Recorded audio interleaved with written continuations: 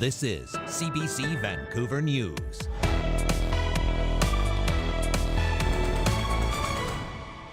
There is an undertone of like a solemn mood that exists in all Iranians.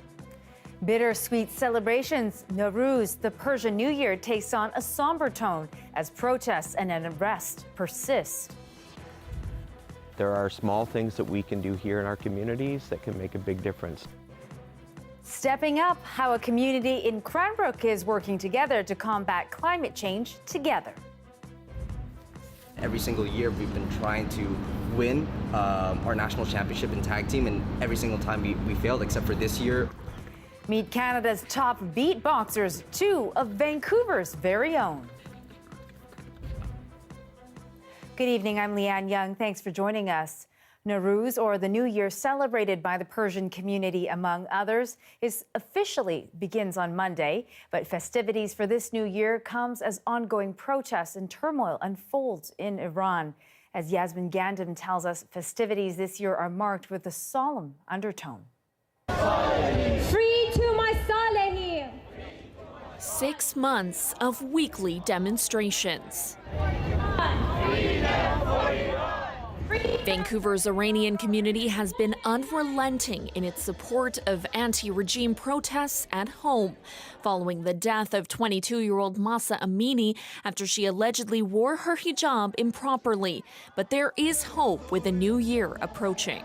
Nowruz is going to be in the service of the revolution of women's life freedom. The Iranian community is still doing what they can to educate people on the cause, including this business owner. At Bardia Elbegi's restaurant Dilara, his food is a gateway to talking about bigger issues.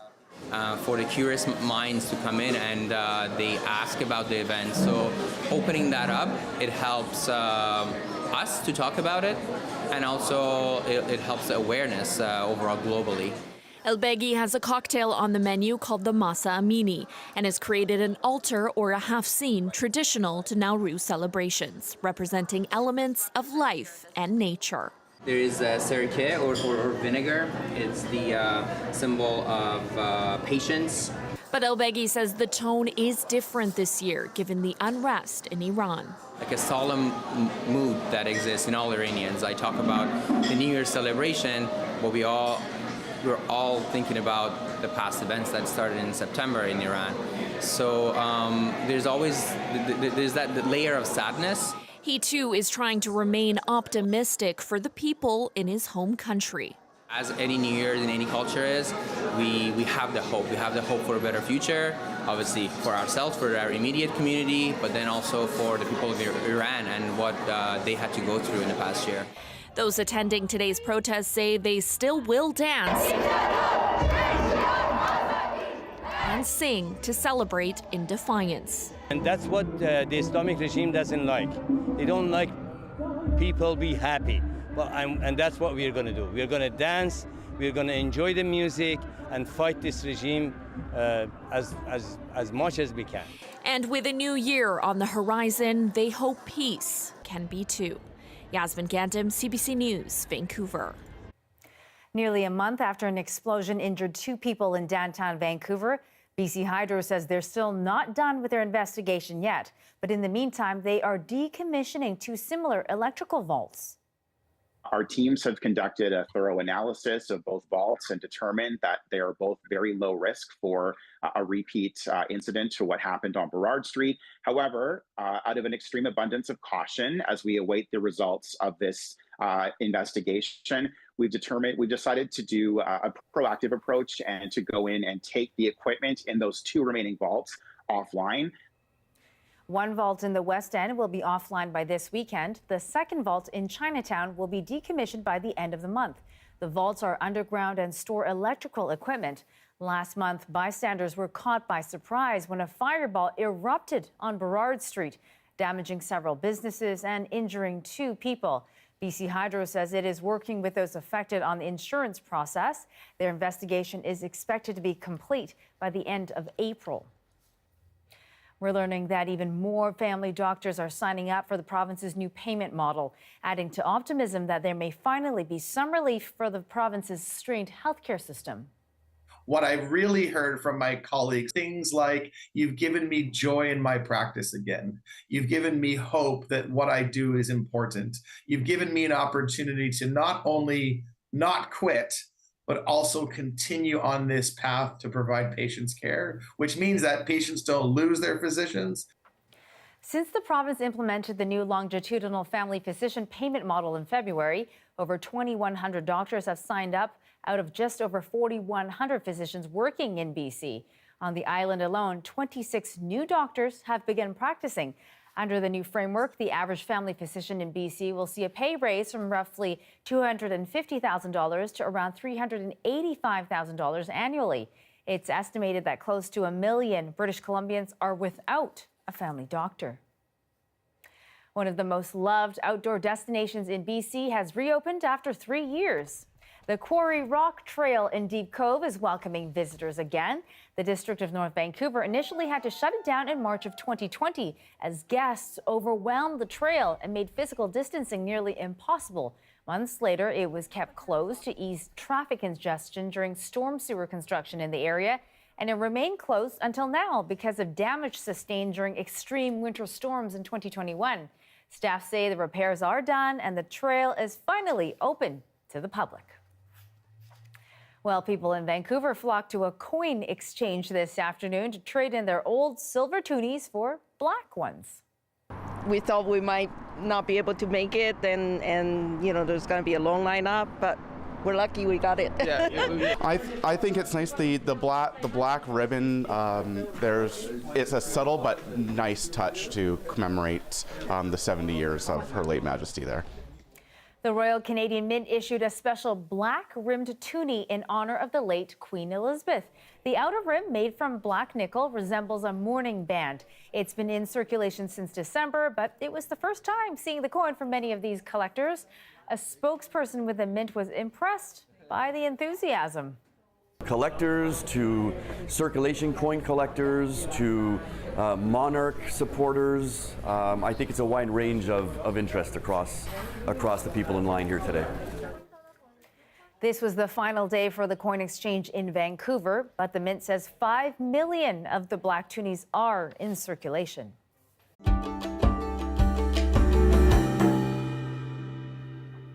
An East Kootenay community wants residents to know that they can make a difference when it comes to climate change. Findings from a recent environmental public consultation show that knowledge is a key barrier for some people. And as CBC's Corey Bullock reports, the city of Cranbrook is hoping to change that with the creation of a new committee. We forget that there are small things that we can do here in our communities that can make a big difference. Todd Hebert is part of the Sustainable Cranbrook Committee. He's working with other environmental groups and the city of Cranbrook to implement community-based solutions in the fight against global warming. I think it's important for us to step back a little bit and make sure that we are ensuring that kids have something to look forward to and that there's some positive hope on the horizon for them. Results from a recent survey show that a majority of people in Cranbrook are seeing climate change on a local level, from forest fires to different weather patterns. More than 60% said they believe they could make a difference as an individual in reducing the impact of climate change. It's a lot more important whether they believe that the technologies that are effective in reducing greenhouse gas emissions are actually beneficial to them. Barry points to heat pumps and electric vehicles and whether people believe they'll be good investments. Are they going to get their money's worth? Is it actually going to keep their home comfortable? Are they going to be able to get to their destinations? Hebert says there are other ways to engage the community in climate change efforts, like the Restore Joseph Creek project. Joseph Creek has been affected by development for since the time that Cranbrook started over 100 years ago. According to Hebert, historically, this creek was considered the most important juvenile trout recruitment stream in the Lower St. Mary River drainage. A significant fishery resource, it was also a cultural gathering place for the Ktunaxa Nation and Akum people. And so restoring that creek will help to mitigate carbon processes in the system and just allow for a better functioning system, which then helps climate change issues in the long term. Hebert says forming a coalition of environment-minded people will make a big impact in the future, starting with education and outreach. Corey Bullock, CBC News, Cranbrook. The Canadian Beatboxing Championships were finally back in person after a 4-year hiatus, and 2 Vancouver beatboxers placed first in the solo and tag team categories. Our Maurice Katz spoke with the vocally talented duo and even got a little live performance.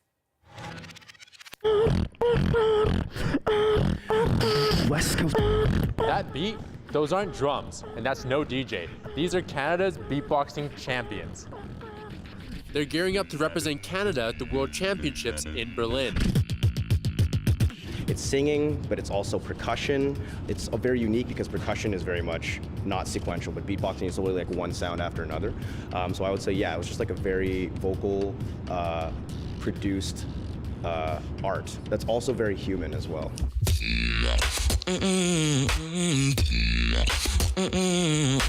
As beatboxers, you don't want to sound like really, really sharp. You kind of want to sound super full. So when you do your kick, it's loud. When you do your snare, it's thick. And then when you do your bass, just anything that can make you sound full, I think it's a big plus. Throat bass is a really cool technique. Like you can drop your voice a full octave, so instead of it being ha, it becomes ha. You can even drop it even lower by using this thing called inward bass, which is ha. Yeah. So there's a lot of that too.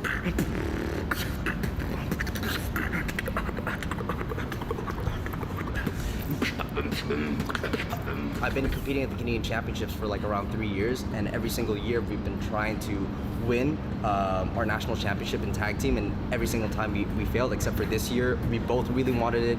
We both kind of just fed off of each other, trying to have that like competitive advantage, and we took it home. This year, because this is the first one in basically 4 years, right? 2019, yeah, right? 2019 was the last one. So because of that, there was a huge comeback from the entire community. You had people who haven't competed in like 10 years who were there at the competition. A lot of people from the States pulled up. So yeah, it was like a big like kind of reunion of like the whole community, I would say. We have resident beatboxer CBC's Benit Brach with us, who's going to try and perform with Vino and Cymax. All right, let's try this. Okay, you start off.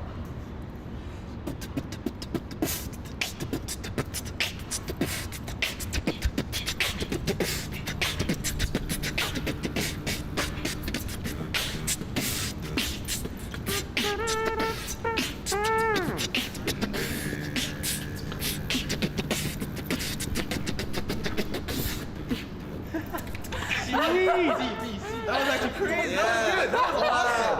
That was sick. That was so good.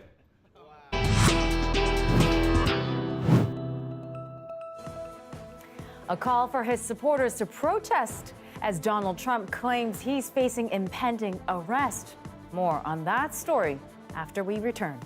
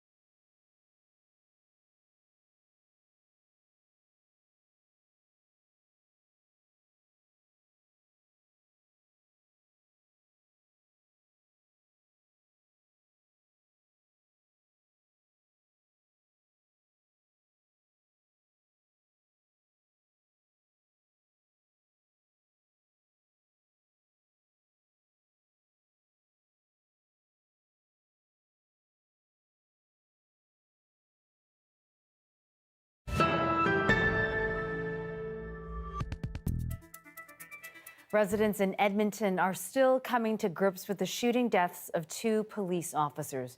As more details emerge about the 2 men, people are coming together to remember them in different ways. The CBC's Lien Yeung reports. It was about coming together and being with others. Edmontonians gathered to remember and honor Constable Travis Jordan and Constable Brett Ryan, who died Thursday while responding to a mother's call for help with her son. I think it's very empowering to be able to, as a community, go up and back our emergency responders, especially in a time like this. Police say the officers were ambushed, unable to draw their guns, before being shot multiple times by a 16-year-old. The teen and his mother then wrestled over the gun. He shot her, then killed himself. The police station where the pair was based is now a gathering spot, a place to channel and hopefully process those raw emotions. This was such a tragedy, and especially that these were very young cops. I have a son just 2 years older than Constable Jordan, and so obviously it just hits home. The outpouring of grief is not lost on those who oversee the division. We know that the public supports us, and times like this is a reminder that that support is there, and I think it's very uplifting for the members to see that. And that support continues to grow. Mourners have been drawn to City Hall to sign a book of condolences for the 2 officers. And there are small but moving tributes to the constables and their police force all over the city. Ryan was a minor hockey referee in his spare time. Colleagues say there are plans for the sport to honor him. We made some helmet decals up. It's just a logo with a white and black background with a heart and Brett's initials. Jordan received the nickname the Snow Angel on social media after cleaning off a woman's snow-covered car instead of ticketing her. CBC News has learned the woman gave the snow brush Jordan gave her back to his division after the shooting. There are plans to frame it to honor the constable. Lien Yeung, CBC News, Edmonton.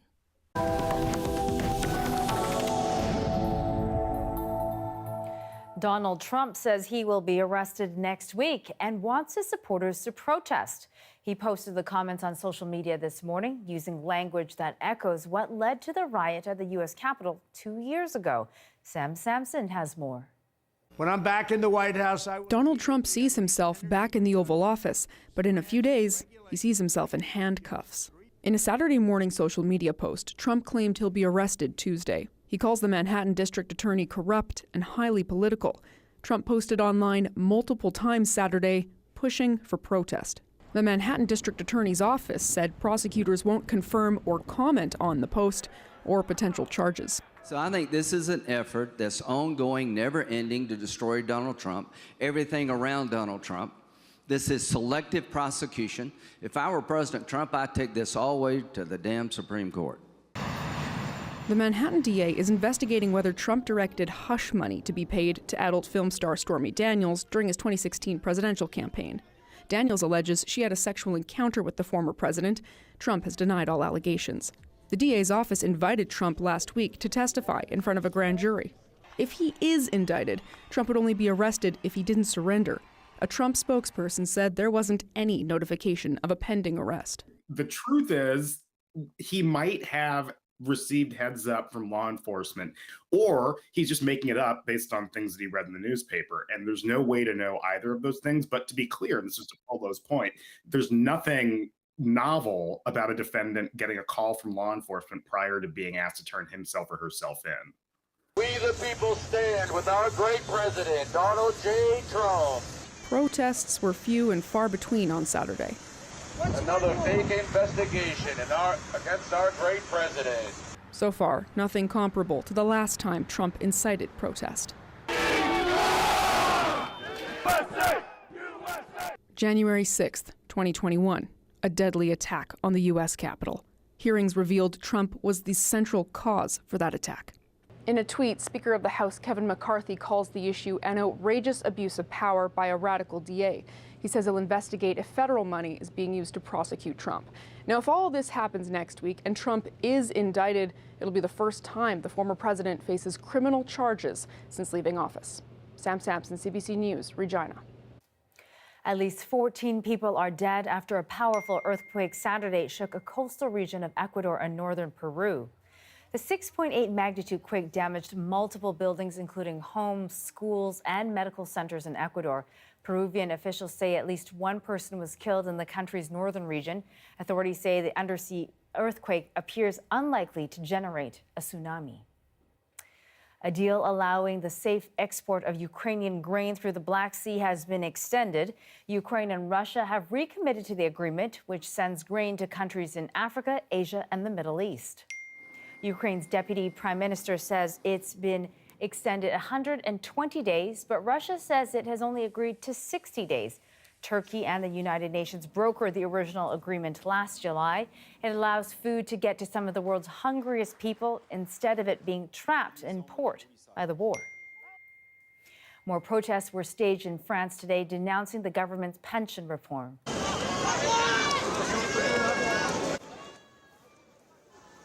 Protesters set fires to garbage containers in Paris after clashes last night. Rallies in parts of the capital today were banned. Cities across France saw demonstrations. The government pushed its reforms through the National Assembly on Thursday without a vote, raising work requirements for the public pension. Protest strikes continue, affecting oil refineries, public transportation, and garbage collection. Well, we're all probably familiar with police dogs, but you may not have heard of Justice Facility Dogs. Their job is to calm victims and witnesses of traumatic crime. And the first one to serve in Saskatchewan is retiring. Her handler, Sergeant Tia Fro, looks back on her career.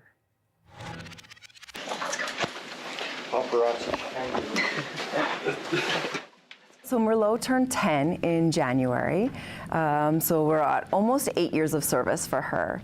Last year, like late summer, beginning of fall, she started having a few health nothing major, but some health issues that kind of got me thinking, and then just started showing some signs to me that she just couldn't handle the amount of stress anymore. My experience in dealing with individuals who have experienced crime or trauma, it's hard to put yourself in their shoes. And when you add in a dog, it's a whole new ball game. You see people more confident and more willing to come in to speak with police, to go to court and tell their story. And I think that speaks volumes for our justice system. As you know, police, we remain neutral throughout when we're doing our interviews, and we can't touch people, right? We can't offer that affection to individuals, and the dogs can. Okay, Merlot, push, push. Oh, now we're locked out. That was it. The dogs do take on the stress of the individuals that they're working with, and so that was part of the reason, years of stress at why Merlot has retired. But during those times, she's that calm, consistent being during a stressful time. And retirement is just going to be about being a dog, going to the lake, which is what she did before on her days off, but now she doesn't have to carry that stress, doesn't have to worry so much about the individuals around here. She can kind of be selfish a bit and just go for her play, like exercise. Because Erin will always give treats. We will still be, not our 24 hours a day together, but we will spend as much time as possible when I'm not at work, and she will still be living with me. I'll adopt her, and she can just hang out and be our pet. Very cute. And there's your live shot of the Port of Vancouver. After the break, we will show you the Vancouver Warriors' new mascot. That's after this short break.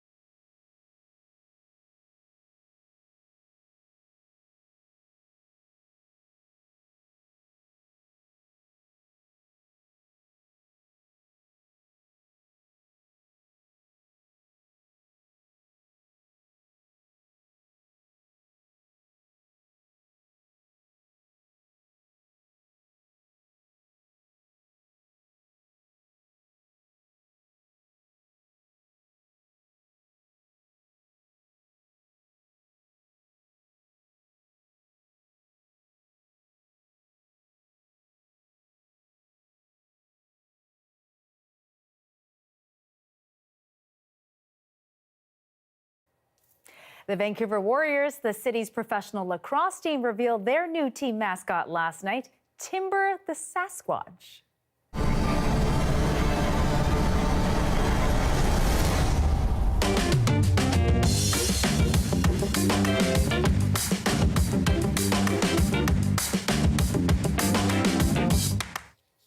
Oh my. Timber is the team's first ever mascot. The Warriors awarded a prize to the winner of the Mascot Idea Contest, a young female fan and lacrosse player. Very good. She was picked out of 2,300 different submissions. All right, that's it for us this Saturday night. Janelle Hamilton will be in for me tomorrow. Have a good night.